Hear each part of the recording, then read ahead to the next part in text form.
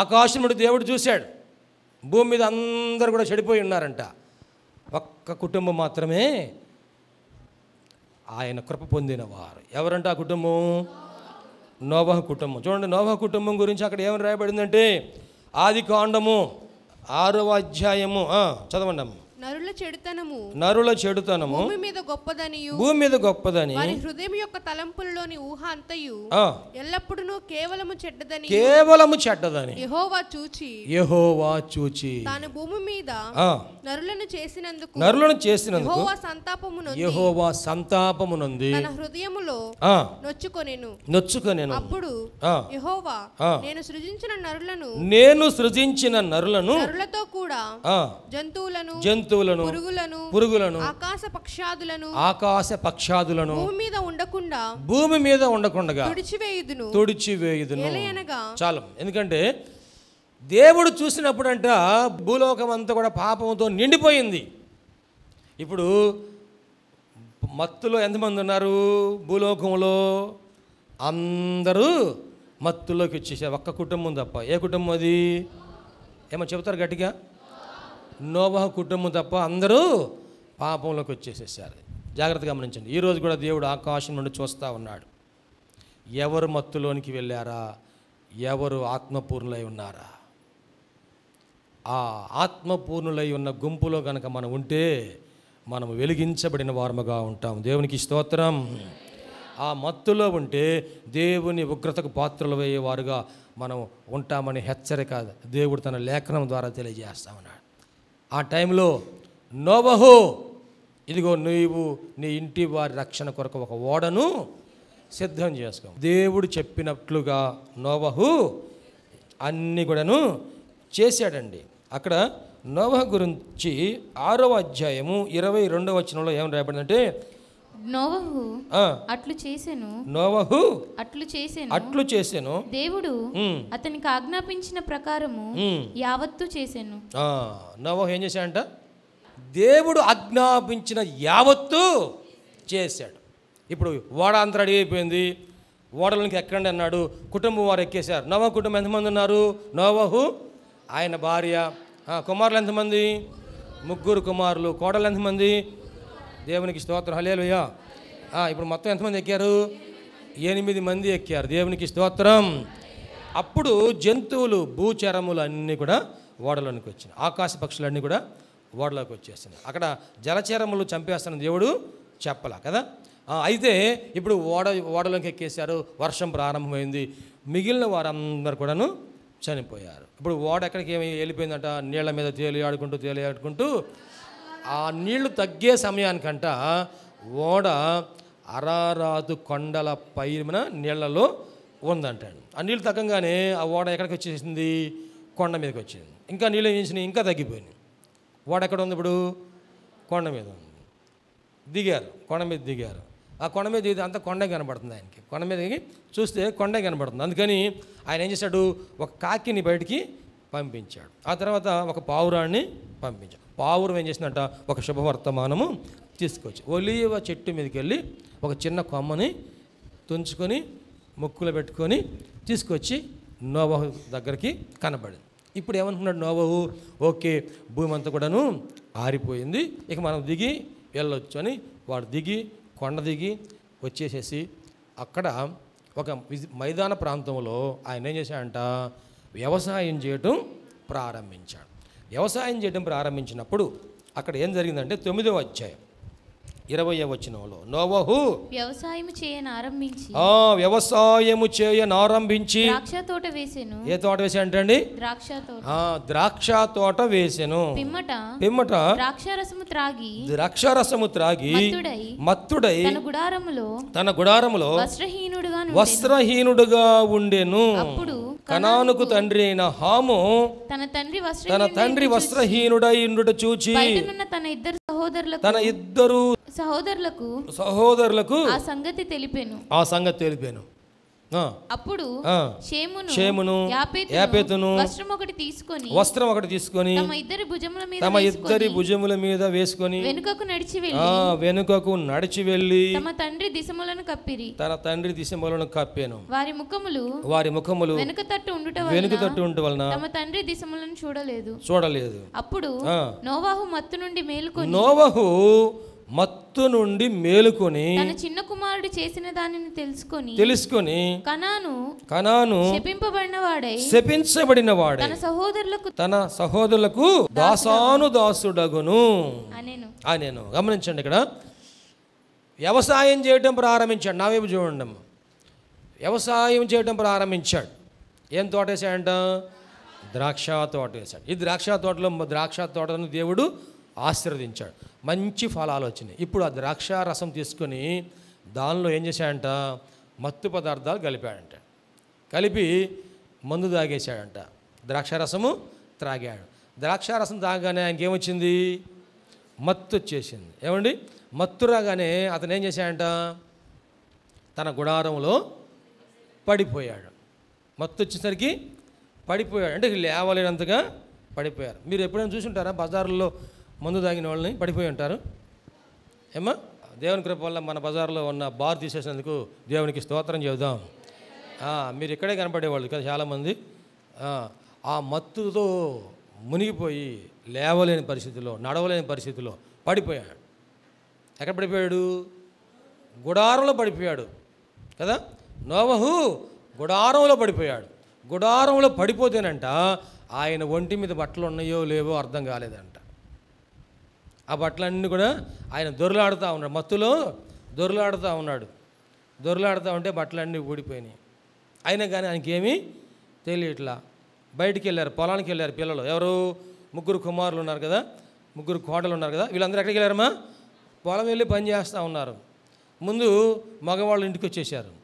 ఇంటికి రాగానే నాన్న ఏం చేస్తున్నాడు? నాన్న పడిపోయి ఉన్నాడు. ఏమైందిరా నాన్నకి అంటే మందు తాగుతాడుగా రోజు, అట్లాగే పడిపోయాడు. చిన్న కుమారుడు చూశాడు. అరే మామూలు పడిపోవడం కాదు, అసలు బట్టలు కూడా లేకుండా పడిపోయాడు. ఏం చేయాలి అంటే అప్పుడంట ఒక పెద్ద దుప్పటి తీసుకున్నారు. అటువైపున ఒకటి ఇటువైపున ఒకటి ఇద్దరు పట్టుకొని ఇట్లా వెనక్కి తిరుగుకుంటూ వెళ్ళారంట. ఆ దరిద్రం మనం చూడడం అని చెప్పేసి ఈ దుప్పటి తీసుకెళ్ళి వాడి మీద కప్పేశారు. ఎవరి మీద? పడిపోయినాడు మీద. మత్తులో ఉన్నాడని కప్పేశారు. కప్పేగానే ఏమైందంట? మత్తు మెలకు వచ్చిందంట. మెలకు రాగానే ఎవరు కనపడ్డారు? చిన్న కుమారుడు కనిపించాడు. నేను వస్త్రాలు లేకుండా పడి ఉంటే వాడు వచ్చి నాకు కప్పుతాడా అని చెప్పేసి ఏం చేశాడంట? కుమారుడిని శపించేసాడంట. గమనించండి, కుమారుడిని శపించగానే ఆ శాపం అంతా ఎవరికి వచ్చేసిందండి? కుమారుడికి వచ్చేసింది. చూడండి, ఈ కుటుంబంలో మత్తులో ఉండటం వలన ఎంత శాపం వచ్చిందో, ఎంత కష్టం వచ్చిందో, ఎంత నష్టం వచ్చిందో, ఎంత బాధ వచ్చిందో. తండ్రి మత్తుడై ఉండటం వలన ఆ కుటుంబానికి నష్టం వచ్చేసిందండి. ఈ దినముల్లో కూడా ఏ కుటుంబంలో తండ్రి మత్తుడై ఉంటున్నాడో, ఏ కుటుంబాలలో తండ్రి మద్యానికి బానిసై ఉన్నాడో ఆ కుటుంబాల్లో సమాధానం పోగొట్టుకుంటూ ఉన్నారు, నెమ్మదిని పోగొట్టుకుంటూ ఉన్నారు. ఆ కుటుంబాల్లో ఆరోగ్యం పోగొట్టుకుంటున్నారు. ఒక పక్కన ఒళ్ళు గుల్లవుతుంది, మరొక పక్కన ఇల్లు గుల్లైపోతుంది. ప్రియ దేవుని బిడ్డ గమనించండి, నోవహు దేవుని కృప పొందినవాడు, తన తరములో నిందారహితముగా జీవించినవాడు, అలాగనే దేవునితో కూడా ఎంత మంచి అనుభవం అండి కదా. ఈ రోజున ఎంత ఆత్మీయంగా ఉన్నతంగా ఉన్నవారైనా ఇదిగో ఇటువంటి మత్తులో పడిపోయినప్పుడు వారు పతనమైపోతూ ఉన్నారు. నీవు ఆత్మతో అభిషేకించబడి ఆత్మపూర్ణమైన అనుభవం కలిగి ఉన్నావేమో, లేకపోతే దేవుని దృష్టిలో పరిశుద్ధమైన వ్యక్తిగా జీవిస్తున్నావేమో, లేకపోతే దేవునితో కూడా నడిచిన అనుభవం కలిగి ఉన్నావేమో. ఏ ఉన్నతమైన అనుభవం కలిగినా సరే తాను నిలుచుచున్నాను అనుకున్నవాడు పడకుండా జాగ్రత్తగా ఉండాలి. నోవహు పడిపోయాడు, మత్తుడైపోయాడు. ప్రియ దేవుని బిడ్డలారా, లోకంలో ఏ మత్తులో పడిపోతూ ఉన్నామో, మన జీవితాల్లో ఏ మత్తులో మనం పడిపోతున్నామో జాగ్రత్తగా చూసుకోవాలి. సంసోను నిద్రపోతూ ఉన్నాడంట. ఆమె వేశ్య దెలీలా ఆమె అడుగుతూ ఉంది, ఏమని?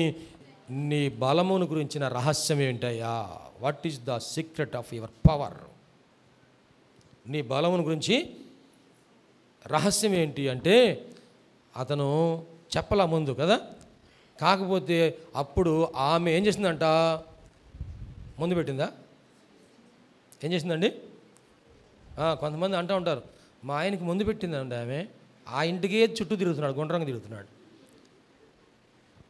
కొంతమంది ముందు పెట్టారు అంటుంటారు. కానీ ఇక్కడ ఏముంది? ఒక మత్తు ఉంది, ఒక బలహీనత ఉంది, ఒక పాపం ఉంది.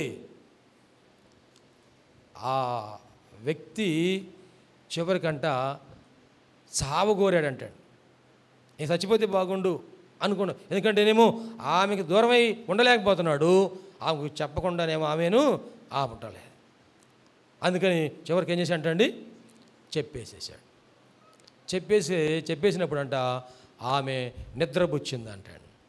ఇప్పుడు సంసోను ఏం చేస్తున్నాడండి? ఒక పచ్చి గాడిద దవడ ఎముకతో 1000 మందిని చంపినటువంటి పరాక్రమశాలి అయినటువంటి సంసోను ఇప్పుడు నిద్రబత్తులో ఉన్నాడు. జాగ్రత్త ప్రేమ దేవుళ్ళారా, నువ్వు ప్రార్థన చేసినప్పుడు దేవుడు ఎన్నో కార్యాలు జరిగించాడు. దేవుని ఆత్మతో అభిషేకించబడి నీవు చేసినటువంటి ప్రార్థనల వలన నీ కుటుంబంలో, నీ జీవితంలో, నీ బిడ్డల జీవితంలో నువ్వు ఎవరి కోసం ప్రార్థన చేసావో వారందరి బ్రతుకుల్లో దేవుడు గొప్ప కార్యాలు చేశాడు. కానీ ఇప్పుడు అదే అనుభవంలో ఉన్నావా లేక మత్తులో ఉన్నావా? సంసోను ఆయన శత్రువులను, ఫిలిస్తీయులను అనేక 100 మందిని హతమార్చినటువంటి బలాఢ్యుడు. ఆ దేవదూత తల్లితో చెప్పింది, ఏమని చెప్పింది? నీవు గర్భము ధరించి కుమారుని అంటావు, అతడు ఫిలిస్తీయుల చేతిలో నుండి ఇశ్రాయేలును రక్షించును. దేవునికి మహిమ కలుగును గాక. ఇప్పుడు ఏ మత్తులో ఉన్నాడు? పాపం అనే మత్తులో ఉన్నాడు. మనం కూడాను చాలాసార్లు దేవుని సన్నిధిలో మెలకువ కోల్పోయి మత్తులో ఉన్నామేమో. జాగ్రత్త అండి. ఉపవాస ప్రార్థన జరుగుతూ ఉంటే నాకేం పట్టదులే అన్నట్టు నువ్వు ఇంట్లో ఉన్నావు అంటే, నాకేం అవసరం లేదన్నట్టుగా నువ్వు ఉపవాసం లేకుండా ఉన్నావు అంటే, సహవాసంలో లేకుండా ఉన్నావు అంటే, ప్రార్థనలో లేకుండా ఉన్నావు అంటే నీవు లోకమనే మత్తులో ఉన్నావేమో. పరిశుద్ధ ఆత్మదేవుడు ఈ రాత్రి నేను హెచ్చరిస్తూ ఉన్నాడు. నాకు అంత అవసరం లేదు కదా, నాకు ఆరోగ్యం బాగానే ఉంది, మా ఇంట్లో బాగానే ఉంది, మాకు అన్నీ బాగానే ఉంది, మేము క్షేమంగా ఉన్నాము అని అనుకోవద్దు. కానీ సహవాసములో, ఉపవాసములో, ప్రార్థనలో, దేవుని సన్నిధిలో, సంఘముతో ఏకీభవించి మనము ఉండాలి. లేకపోతే మత్తులోనికి పడిపోయే ప్రమాదం ఉంటుందండి. ఇప్పుడు సంసోన్ని ఆమె నిద్రపుచ్చాను. నిద్రపుచ్చినప్పుడు ఏం చేసిందంట? ఆయనంట 7 జడలు వేసుకున్నాడంట. ఇక్కడ ఎవరన్నా 7 జడలు వేసుకున్న వాళ్ళు ఉన్నారా? మేము 2కి ఎక్కువ 1 తక్కువ అండి పాష గారు.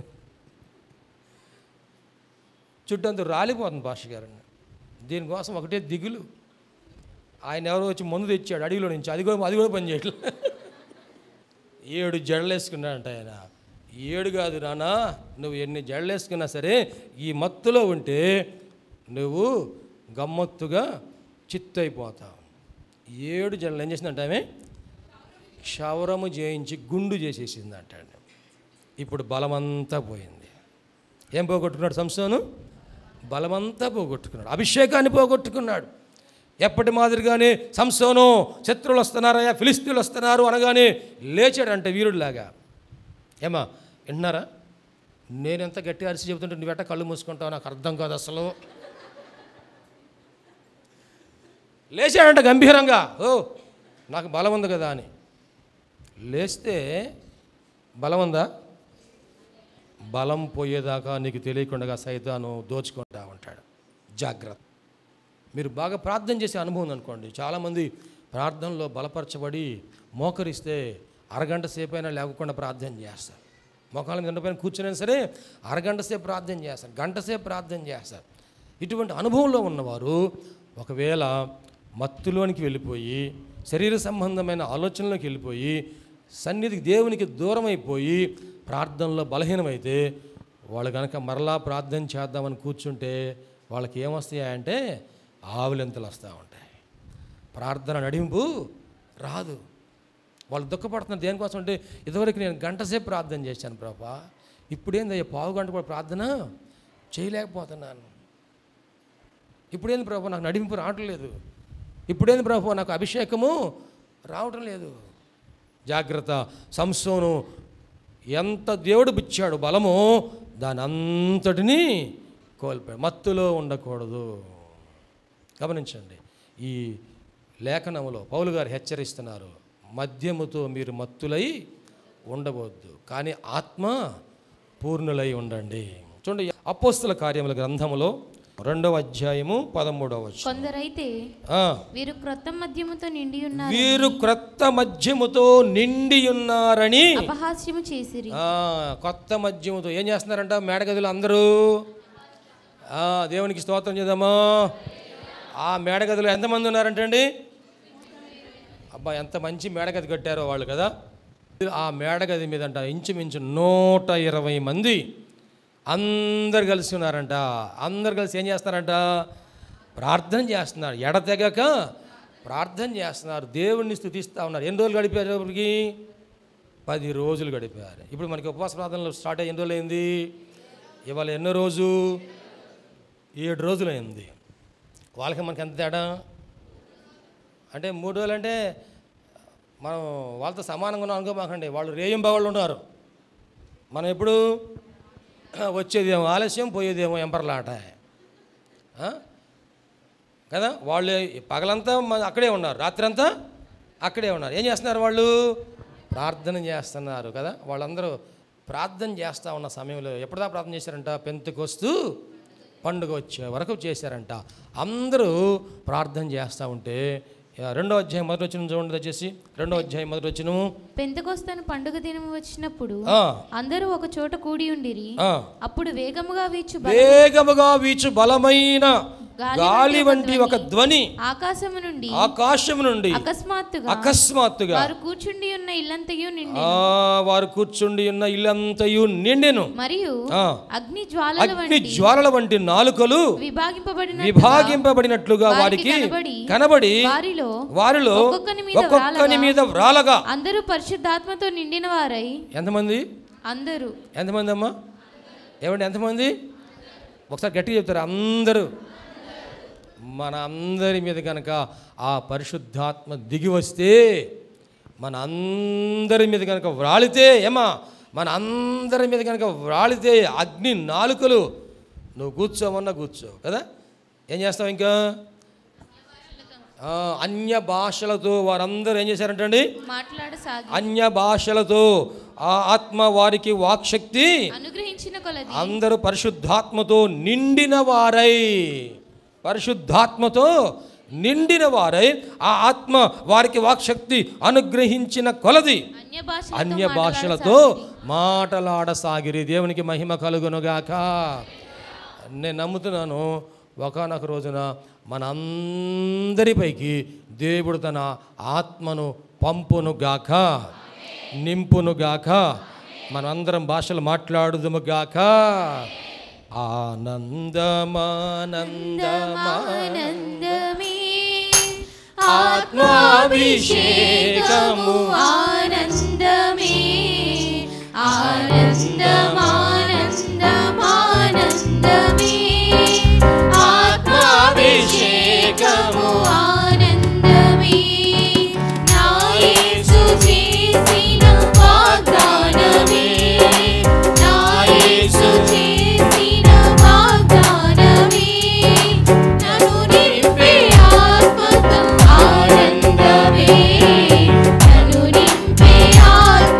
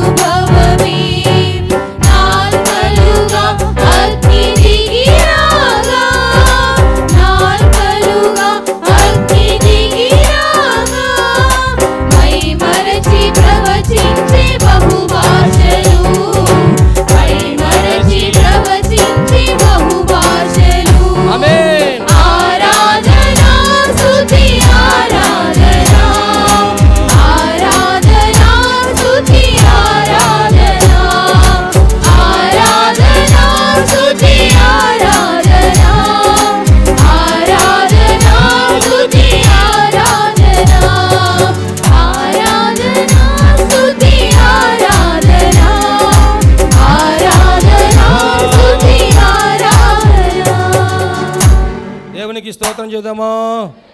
హల్లెలూయా. ఇక్కడ అందరూ కూడా అన్య భాషలతో మాట్లాడుతూ ఉన్నారంటాను. ఇది దేవుని వరమా కాదా? పేతురు గారు ఏం చెప్పారు? మీరు మారు మనసు పొంది పాప క్షమాపణ నిమిత్తము యేసుక్రీస్తు నామములో బాప్తిసం పొందండి, అప్పుడు మీరు ఎప్పుడు బాప్తిస్మము. ఇంకా ఎవరైనా బాప్తిసం పొందకపోతే 27వ తారీఖున బాప్తిస్మాలు ఏర్పాటు చేయడం జరుగుతుంది కనుక ఇప్పటి నుండే ప్రార్థనాపూర్వకంగా సిద్ధపడండి, బాప్తిసం పొందండి. వాక్య క్రమం ఏంటంటే మారు మనసు పొందాలి, పాప క్షమాపణ పొందాలి, రక్షణ బాప్తిస్మము పొందాలి, అప్పుడు మీరు పరిశుద్ధాత్మను వరమును పొందుదురు. దేవుడు మనకు ఈ క్రమంలో మనల్ని నడిపించును గాక. ఇక్కడ మేడగదిలో చేరిన వారందరూ కూడా యేసుప్రభు వారి శిష్యులే కదా? ఏమండి? శిష్యులే. వారందరూ కూడా బాప్తిస్మము పొందిన వారే.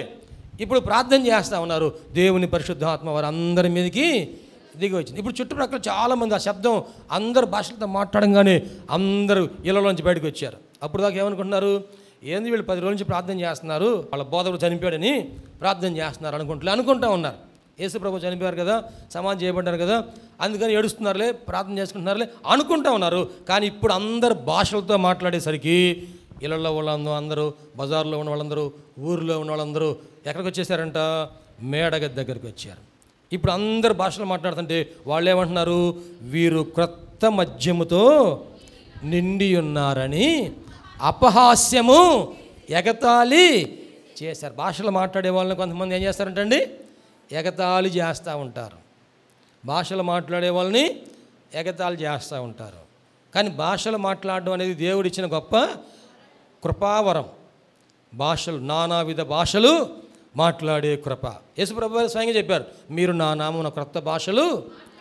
మార్కు సువార్త 16వ అధ్యాయం చదవదు, కానీ 16వ అధ్యాయం మీరు ఎవరైనా డౌట్ ఉన్నా చదువుకొని ఇంటికి వెళ్ళిన తర్వాత నా నామమున క్రొత్త భాషలు మీరు గమనించండి. ఇక్కడ ఒక 2 అనుభవాలు మీకు జ్ఞాపకం చేసి నేను ముగిస్తాను.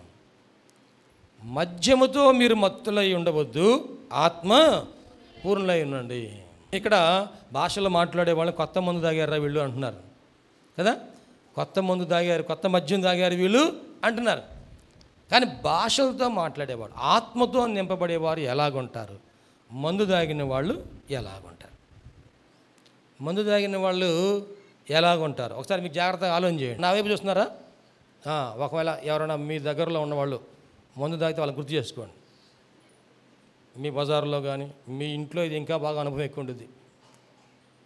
మందు తాగిన వాళ్ళు ఎట్లా ఉంటారు? ఆత్మతో నింపబడిన వాళ్ళు ఎలాగుంటారు? ఆత్మతో నింపడిన వాళ్ళు నిజం చెబుతారా, అబద్ధం చెబుతారా? నిజమే చెబుతారు. మందు తాగిన వాళ్ళు నిజం చెబుతారా, అబద్ధం చెబుతారా? ఏం చెప్పారు ఏమండి?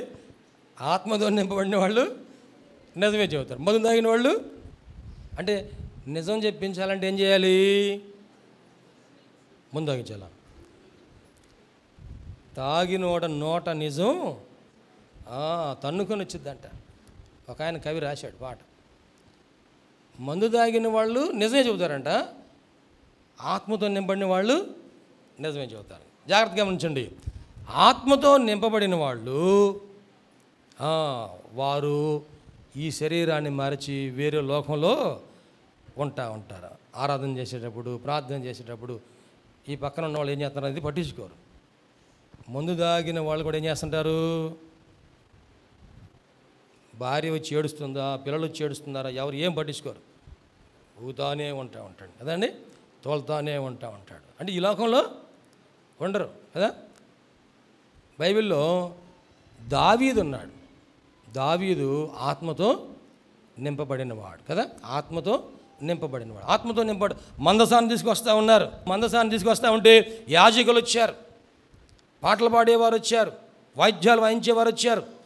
అందరూ వస్తూ ఉంటే ఆ మందసం ఎదుట దావీదు ఏం చేస్తున్నాడంట? నాట్యం చేస్తున్నాడు. అందరు చూస్తున్నారు, జనం చూడలేదా? చూడలేదా? రాజుగారు ముందు నడుస్తున్నాడంటే అందరూ వెనకాల నడుచుకుని వచ్చారు. కానీ ఇప్పుడు రాజుగారు ఏం చేస్తున్నాడు?